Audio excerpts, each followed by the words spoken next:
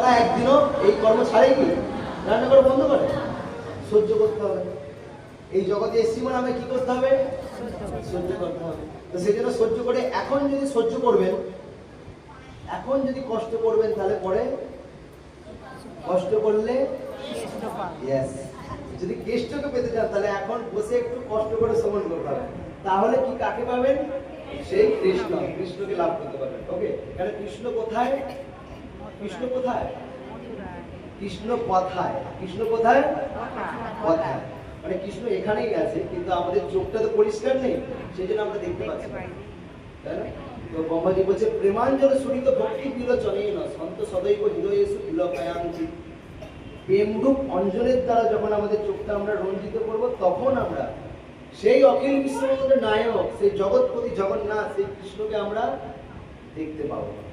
এখন চোখে যেহেতু আমাদের প্রেম নেই, সেই জন্য আমরা দেখতে পাচ্ছি না। কারণ আমাদের চোখে এখন শুধু কি রয়েছে? কাম। কি রয়েছে? কাম। সবকিছু আমি ভোগ করবো, এই প্রবৃত্তি।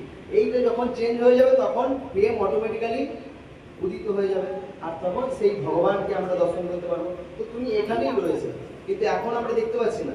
যেই মুহূর্তে আমাদের মধ্যে প্রেম জাগরিত হবে, আমরা তখন সর্বত্র সর্বত্র দর্শন করতে পারবো। সর্বত্র কৃষ্ণমূর্তি করে ঝলমল, সেই দেখতে পায় যার আঁখি নির্মল। যার চোখ পরিষ্কার, তিনি দেখতে পাবেন, তিনি সেই ভগবানকে দর্শন করতে পারবেন। ওকে, তো এই বিল্বমঙ্গল ঠাকুর, ওনার খুব সুন্দর চরিত্র। এই কাহিনী আপনারা জানেন, সবাই মোটামুটি সবাই জানেন। এখানে পালায় গান টানে এইসব কাহিনী বলে, তো সেই জন্য আপনারা জানতে পারেন।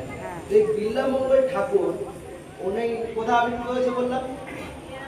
কোথায়? কেরালা। দক্ষিণ ভারত, কেরালা। আপনারা শুনছেন? কোথায় বলেছিলাম? কেরালা। দক্ষিণ ভারতে কেরালা। ইনি একজন ব্রাহ্মণ সন্তান। কোন ঘরে আবির্ভূত হয়েছেন? ব্রাহ্মণের ঘরে। কিন্তু ব্রাহ্মণের ঘরে আবির্ভূত হলেও ইনি কিন্তু গুণের দিক থেকে ব্রাহ্মণ ছিলেন না। বুঝতে পারলাম?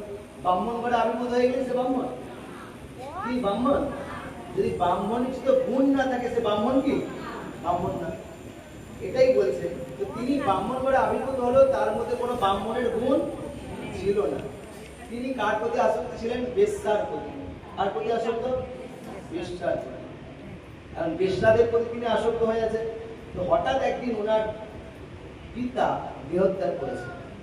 আর পিতা দেহত্যাগ করেছে শ্রাদ্ধ শিরোমণি, মানে শ্রাদ্ধর দিন। এখন শ্রাদ্ধ করার জন্য বসেছেন, শ্রাদ্ধ অনুষ্ঠান করছে। আর যেই ব্রাহ্মণ শ্রাদ্ধ অনুষ্ঠান করাচ্ছে, ওই ব্রাহ্মণকে বলছে, আরে আপনি এত আস্তে আস্তে করছেন, এর তাড়াতাড়ি